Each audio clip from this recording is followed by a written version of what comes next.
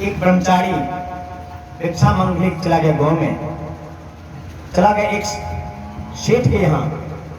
संयोग से सेठ चला गया था अपना दुकान पे, सेठ का बेटा भी चला गया दुकान पे। सेठानी अंदर में थी, सेठ की पुतहू संयोग से वहां आकर के अपने दलान में टहल रही थी। संयोग से छोटा ब्रह्मचारी 8 साल का ब्रह्मचारी था, चला गया भिक्षा मांगने के लिए।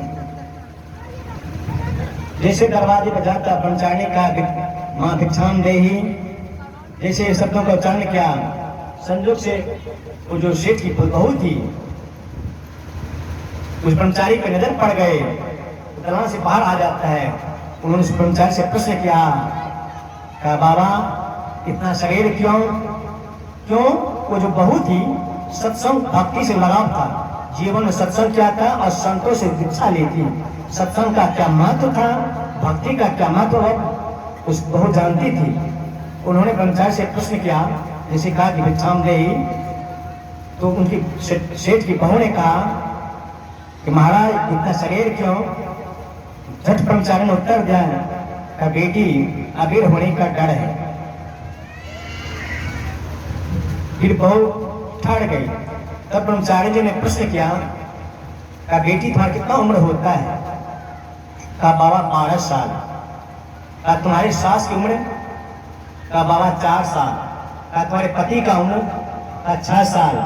कहा तुम्हारा ससुर का उम्र? कहा बाबा उसका जन्म नहीं हुआ है। जैसे ये बोले, बेटा दुकान था, देखिए सेठ जो था संजोग से अंदर में था, सेठानी चावल फट रही थी। सेठ दलान में था, रूम में बैठा हुआ हिसाब किताब देख रहा था। जैसे सेठ की बहू ने कहा कि मेरा ससुर का जन्म नहीं हुआ है, सास 4 साल की, पति 6 साल की।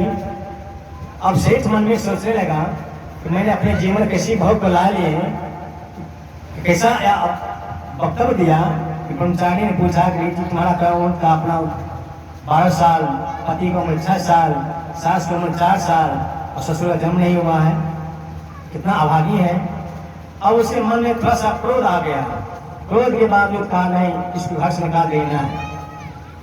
चला गया बेटा को बोला, कहा देखो आज दुकान बंद करो, चलो आज फैसला करना है, या तो तुम्हारी बहू रहेगी या मैं रहूंगा। बेटा कहा बाबूजी क्या हुआ? कहा नहीं पहले चलो घर पे चलो। आया घर पे, कहा पूछो तुम अपनी पत्नी से, तुम्हारे पति ने क्या जवाब दिया, पूछो।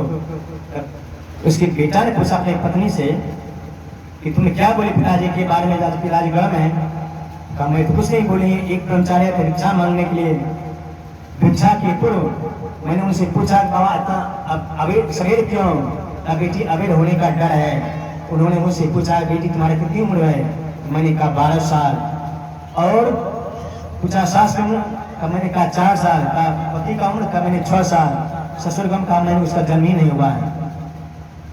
तो उसका पति के मन में थोड़ा सुखा हो गया, ये कितना अभद्र बात है, ये कितना अकट्य बात है।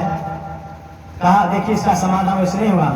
कहा गाँव में उसके पत्नी ने कहा देखो एक महात्मा के यहाँ भिक्षा मांगने, उसको बुला करके लाओ और पूछो अपने बहू से, पत्नी से, उनके सामने में ऐसा बोला है।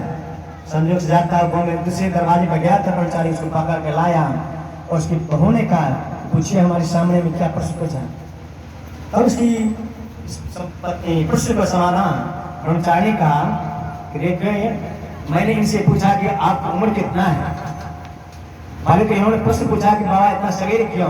मैंने कहा अबीर होता। कहा अगर जीवन में आज मैं तपस्या नहीं करूंगा, आज ब्रह्मचर्य का पालन नहीं करूंगा, क्या पता आज 12 साल उम्र है, कल हो सकता है कि शरीर छूट जाए। तो जीवन में मैंने जो हमारा जो उद्देश्य है, मानव जीवन पाकर के जो उद्देश्य है, उस उद्देश्य को हम प्राप्त नहीं करेंगे।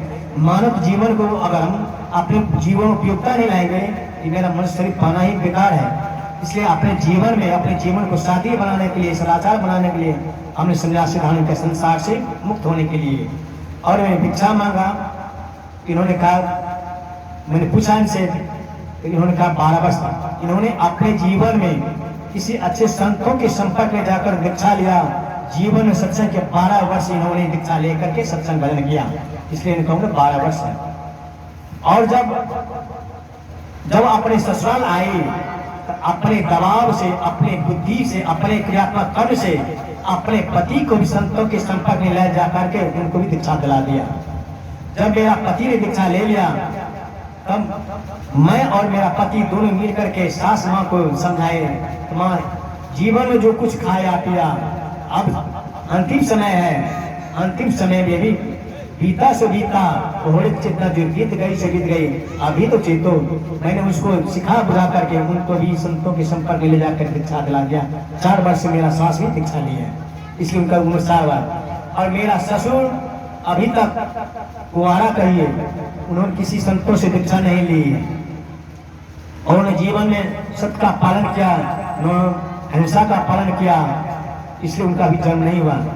तो संतों के संपर्क में जाता है, जो गुरु के संपर्क में जाता है, दूसरा जन्म होता है। एक माता पिता के द्वारा जन्म होता है, एक संतों के द्वारा जब दीक्षा दी जाती है, जिसको यज्ञोपवीत संस्कार में कहा जाता है। ब्रह्मांड में यज्ञोपवीत संस्कार होता है, उसको भी तीज कहा जाता है, दूसरा जन्म। उसी तरह से जब हम संतों के संपर्क में, गुरु के संपर्क में आते हैं, उनसे दीक्षा लेते हैं और उनके बताए गए राह पर चलते हैं, तो फिर वहां दोबारा जन्म होता है। जब आवागमन के चक्र से छुड़ाते हैं गुरु।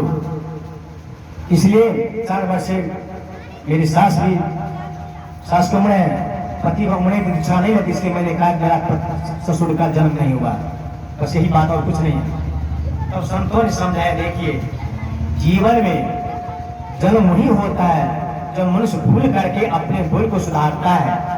जीवन में परमात्मा प्रकृति के द्वारा अनेक फल फूल है, अनेक खाद्य पदार्थ है, उसको छोड़ करके मनुष्य अखाद्य को खाता है, अपेट को पीता है, अकर्तव्य कर्म को करता है। उसी के लिए उसका जन्म नहीं, उसका लिए मनुष्य और पशु में कोई अंतर नहीं है। इसलिए पशु से ऊपर मनुष्य में जब जन्म लिया है तो मानव वाला कर्म करें, जिस कर्म को लेकर के संसार से आना जाना छूटता है, बस इसी मनुष्य की विशेषता है। इसलिए कहा जीवन में इंसान की खुशबू रहती है, इंसान बदलते रहते हैं, दरबार लगा रहता है, दरबार बदलते रहते हैं। स्वर्गीय गणेश बाबू ने